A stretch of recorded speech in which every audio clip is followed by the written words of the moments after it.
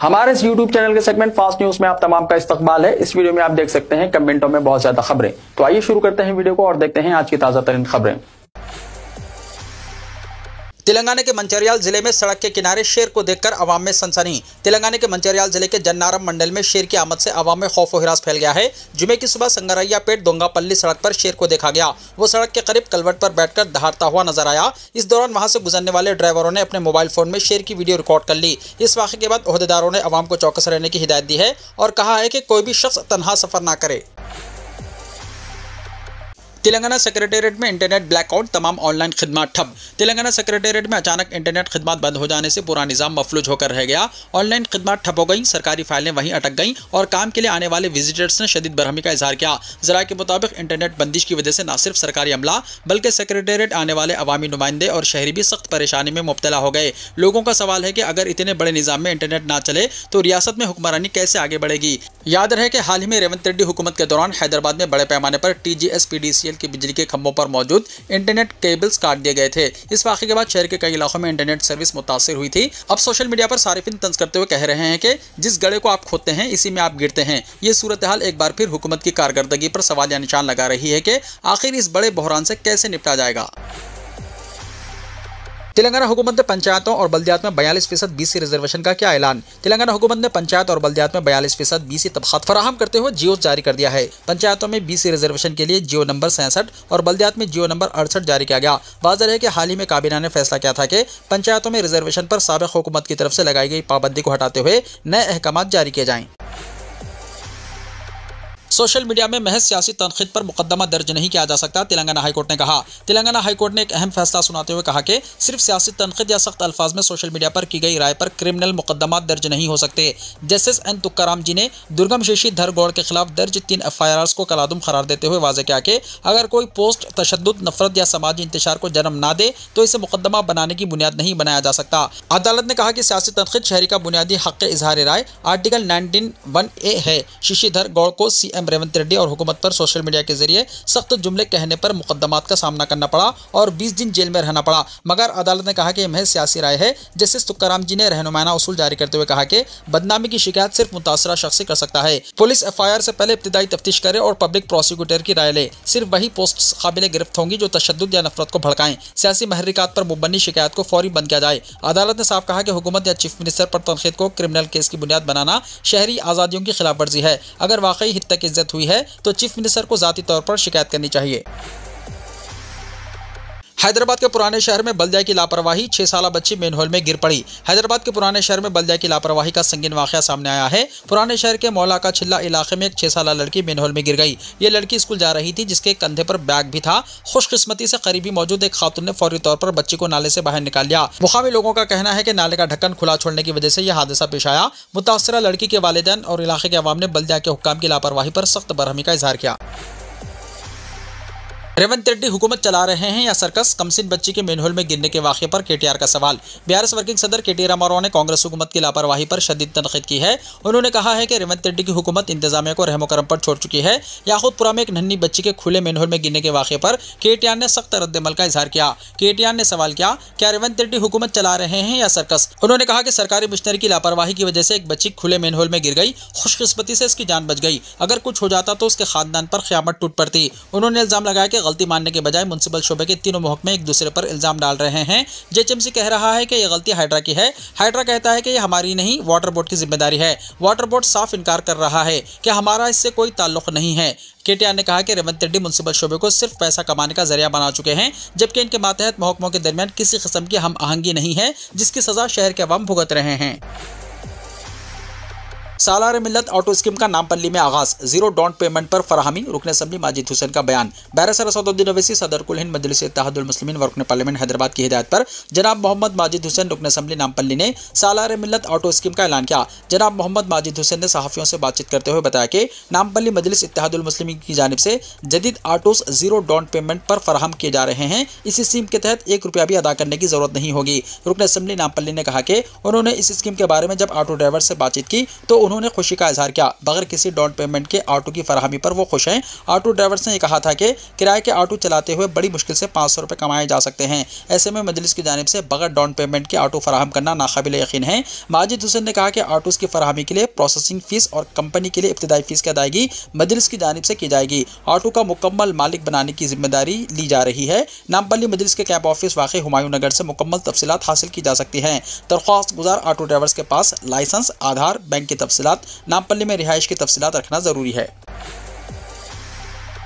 Degree कॉलेजों में 15 सितंबर से बरसर मौका एडमिशन्स। सरकारी डिग्री कॉलेजों और यूनिवर्सिटी से मुल्हिका कॉलेजों में डिग्री प्रोग्रामों में पहली मरतबा बरसर मौका एडमिशन्स दिए जाएंगे। Telangana council of higher education ने जुमेरात को बरसर मौका एडमिशन्स का शेड्यूल ये कहते हुए जारी किया कि इन कॉलेजों में बड़ी तादाद में सीटें मखलूआ हैं। जुमे को वेबसाइट dost.cgg.gv.in पर 2,08,895 मखलूआ सीटें दस्तियाब रखी जाएंगी। 15 और 16 सितंबर को तमाम सरकारी डिग्री कॉलेजों और प्राइवेट इमदादी कॉलेजों में बरसर मौका एडमिशन्स दिए जाएंगे। रजिस्ट्रेशन की फीस 425 रुपये मुकर्रर की गई है। Chairman council professor V Balakrishna Reddy ने बताया कि कॉलेजों, तलबा और तलबा तंजीमों की ख्वाहिश पर हमने सरकारी डिग्री कॉलेजों में पहली मरतबा बरसर मौका एडमिशन्स देने का फैसला किया है। इन इदारों को जियो नंबर 15 पर अमलावरी करनी होगी, जिसमें मुकामी उम्मीदवारों के लाजमी तहफ़्फ़ुज़ात के अलावा तहफ़्फ़ुज़ात के दूसरे क़वायद का जिक्र तफसीली तौर पर किया गया है। 17 सितंबर तक एडमिशन की तफसीलात इदारों को अपलोड करनी होगी। दूसरे मरहले में 18 और 19 सितंबर को सरकारी और प्राइवेट गैर इमदादी डिग्री कॉलेजों में एडमिशन्स दिए जाएंगे। उन्होंने बताया कि गैर मुकामी उम्मीदवारों के लिए भी दाखिले दस्तियाब रहेंगे, तहाँ मुकामी उम्मीदवारों को तरजीह दी जाएगी। अगले महीने पल्स पोलियो प्रोग्राम। आइंदा महीने की 12 तारीख को मुनक़िद होने वाले पल्स पोलियो प्रोग्राम को कामयाब बनाने की appeal Hyderabad district chief medical officer doctor Venkati ने की है। उन्होंने कहा कि 5 साल से कम उम्र के तमाम बच्चों को पोलियो की खुराक पिलाना लाजमी है, ताकि मुल्क को पोलियो से पाक बनाने की मुहिम में कोई कमी ना रह जाए। डॉक्टर वेंकटी ने यह बात सिकंदराबाद के यशोदा अस्पताल ऑटोडेरम में तिब्बी अमले और अफसरान के लिए मुनक़िदा तरबियती इजलास से खिताब करते हुए कही। उन्होंने हिदायत दी है कि तिब्बी टीमें इलाके में मौजूद 5 साल से कम उम्र के तमाम बच्चों की तफसीलात जमा करें और पोलियो की खुराक पिलाने में कोई कोताही ना बरती जाए। इंदिरम्मा हाउसिंग कॉल सेंटर का इफ्तिताह। रियासती वजीर की आवाम से फ़ोन पर बातचीत।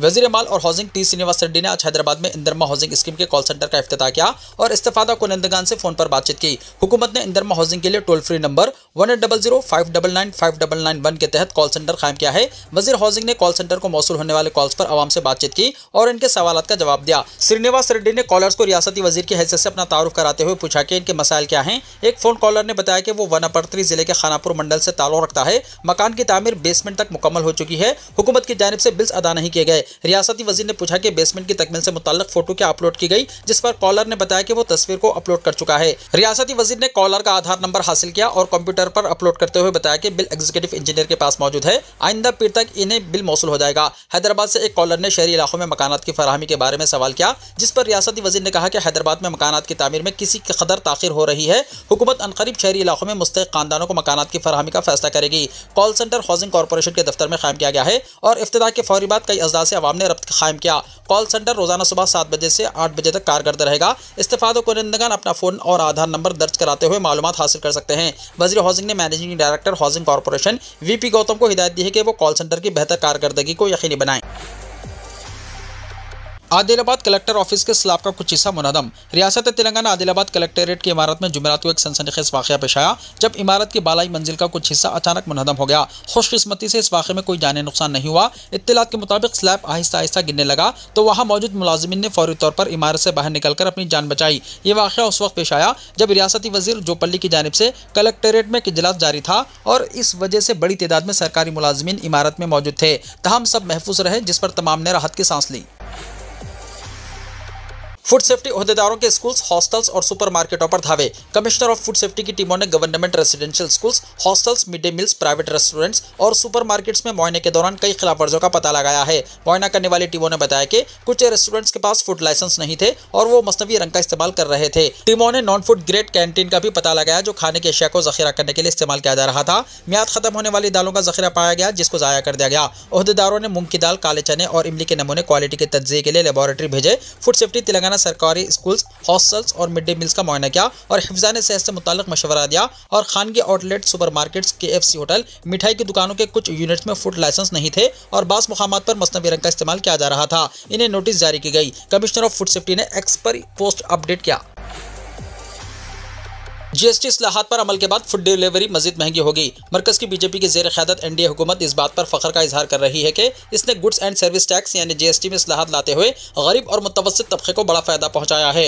मरकजी हुकूमत ने जीएसटी टैक्स के स्लैब्स में कमी की है तो चंद अशिया पर टैक्स को खत्म कर दिया है। इसके साथ ही कुछ ऐसी बड़ी हरकतें भी की हैं जो नजर नहीं आ रही है, मगर इससे अवाम पर इजाफी माली बोझ आयद हो रहा है। मरकज ने हाल ही में ई कॉमर्स प्लेटफॉर्म्स के जरिए फराहम करदा डिलीवरी खिदमात पर 18% जीएसटी आयद कर दिया है, जो स्विगी, जोमेटो, ब्लिंकिट और मैजिक पिन जैसे खुराक और ग्रोसरी की खिदमत फराहम करते हैं। इस फैसले पर जारिया महीने 22 सितंबर से अमलावरी होगी। इजाफी डिलीवरी चार्जेस मुतल्लिका कंपनियां सारिफिन से वसूल करेंगी, यानी मरकज के ताज़ा तरीन फैसले बिलाखिर सारिफिन पर ही माली बोझ आयद कर रही हैं। फूड डिलीवरी एप्स जैसे जोमेटो, स्विगी वगैरह सारिफिन से प्लेटफॉर्म फीस, रेस्टोरेंट के charges, delivery fees, packaging charges, cancellation fees, बारिश की फीस, ट्रैफिक फीस वगैरह की शक्ल में सारिफिन के जरिए ऑर्डर किए गए खाने की बुनियादी कीमत के अलावा चार्जेस वसूल करती थी। तमाम शहरों में बढ़ती हुई ट्रैफिक और वक्त की किल्लत की वजह से ऑर्डर्स बड़ी तादाद में आते थे। इसके अलावा अभी तक डिलीवरी चार्जेस पर जीएसटी वसूल नहीं किया जाता था, इसलिए सारिफिन को कुछ राहत मिलती थी। तहम मरकज के ताज़ा तरीन फैसले के बाद डिलीवरी चार्जेस पर 18% जीएसटी लगा दिया गया है, यानी ये टैक्स डिलीवरी एप्स के जरिए वसूल की जाने वाली डिलीवरी फीस में शामिल किया जाएगा, जिसके बाद होम डिलीवरी खिदमत अब मजीद महंगी हो जाएगी। मिसाल के तौर पर कोई भी ई कॉमर्स कंपनी पहले डिलीवरी फीस 80 रुपये वसूल करती थी, अब यह बढ़कर 94 रुपये तक पहुंच जाएगी। ग्राउंड में खेलते हुए 10th क्लास के तालिब इल्म की मौत तेलंगाना के हनमकुंडा में वाक़या। तेलंगाना के हनमकुंडा जिले हेडक्वार्टर के नईम नगर इलाके में वाक़ एक प्राइवेट स्कूल में अफसोसनाक वाक़या पेश आया। खेल के मैदान में खेलते हुए अचानक 10th क्लास का तालिब इल्म जमीन पर गिर पड़ा और मौके पर ही इसकी मौत वाक़ हो गई। मतूफी तालिब इल्म की शनाख्त 15 साल जन्नत के तौर पर की गई। बताया गया है कि इसके कान और नाक से खून बह रहा था। इसे फौरी तौर पर हॉस्पिटल ले जाया गया, लेकिन डॉक्टरों ने इसे पहुंचते ही मुर्दा करार दिया। तालिब इल्म के वालिदैन ने इल्जाम लगाया कि टीचर्स ने लापरवाही से इनके बच्चे को शदीद मारा पीटा, इसी वजह से इसकी मौत वाक़ हुई। ग्रुप 1 एग्जाम्स दोबारा मुनक्किद करने का मुतालबा केटीआर ने किया। बीआरएस के वर्किंग प्रेसिडेंट केटीआर ने हाई कोर्ट की जानिब से ग्रुप 1 की मेरिट लिस्ट को मनसूख कर देने के बाद दोबारा ग्रुप 1 के एग्जाम्स मुनक्किद कराने का हुकूमत से मुतालबा किया है। साथ ही उम्मीदवारों की जानिब से रिश्वत लेने के इल्जामात की आला सतही तहकीकात कराने पर भी जोर दिया। सोशल मीडिया के प्लेटफॉर्म एक्स पर ट्वीट करते हुए केटीआर ने कहा कि ग्रुप 1 एग्जाम्स के इनेकाद में बेकायदगियां, बेज़ाब्तियां होने के कई इल्जामात आयद हुए हैं। तलबा ने इस ताल्लुक से बड़े पैमाने पर एहतजाज किया। बीआरएस पार्टी ने सिर्फ शुकूक व शुबहात का इज़हार नहीं किया है, बेकायदगियों के सबूत भी पेश किए, लेकिन हुकूमत और तेलंगाना पब्लिक सर्विस कमीशन ने किसी की नहीं सुनी और हट धर्मी का मुजाहरा किया, जिस पर तलबा हाई कोर्ट से रुजू हुए। हाई कोर्ट ने तमाम पहलुओं का कानूनी जायजा लेने के बाद मेरिट लिस्ट को मनसूख कर दिया। बीआरएस पार्टी ने हुकूमत से मुतालबा किया है कि वो दोबारा ग्रुप 1 एग्जाम्स का इनेकाद करें। साथ ही तलबा ने रिश्वतखोरी के जो इल्जामात आयद किए हैं, हुकूमत इस पर तलबा को जवाब दें और साथ ही इस सारे मामले में आला सतही तहकीकात कराए। केटीआर ने कहा कि ग्रुप 1 की जायदादों के ताल्लुक से वज़रा और चीफ मिनिस्टर के दफ्तर पर जो इल्जामात आयद हो रहे हैं, इस पर हुकूमत वजाहत करे। बीआरएस के वर्किंग प्रेसिडेंट ने कहा है कि इख्तियार हासिल करने के अंदरून 1 साल 2 लाख मुलाजिमतें फराहम करने का वादा करते हुए कांग्रेस पार्टी ने तलबा और बेरोजगार नौजवानों को धोखा दिया है। इस मौजू पर मुबाहिस के लिए असेंबली का खुसूसी इजलास मुनक्किद करने का केटीआर ने हुकूमत से मुतालबा किया।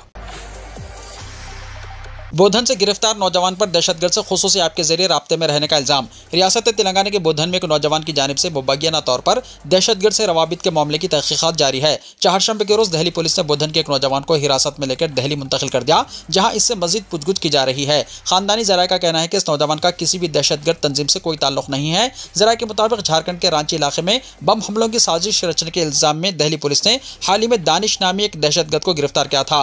जराये के मुताबिक इससे तफ्तीश के दौरान बोधन के नौजवान का नाम सामने आया, जिसके खिलाफ कार्रवाई करते हुए पुलिस ने इसे हिरासत में लिया। पुलिस को शुबा है कि मुलजिमीन एक खुसूसी वीडियो कॉल ऐप के जरिए आपस में राब्ते में थे। मजीद तहकीकात जारी है।